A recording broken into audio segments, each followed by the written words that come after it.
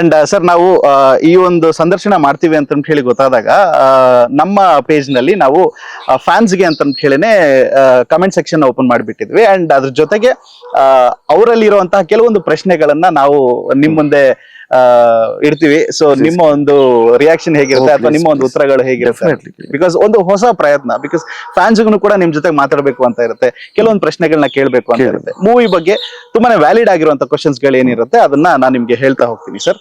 Yes sir. So ಈ message Siddhan ಅವರಲ್ವಾ? ಹಾ ಹೌದು. ಬರ್ತ್ಡೇ ದಿವಸ ಏನೇನ್ ಅಪ್ಡೇಟ್ ಕೊಡ್ತೀರಾ sir? What about rhino? Birthday ದಿವಸ ಯಾವ್ದಾರ ಒಂದು ಕಂಟೆಂಟ್ ರಿಲೀಸ್ ಮಾಡ್ತೀವಿ, ಮತ್ತೆ ಸಮಥಿಂಗ್ ಒಂದ್ ಸರ್ಪ್ರೈಸ್ ಇರುತ್ತೆ. Okay. And about rhino, Martin release ಆದ್ಮೇಲೆ ರೈನೋ ಬಗ್ಗೆ ನಿಮ್ಗೆ ಗೊತ್ತಾಗುತ್ತೆ. ಓಕೆ.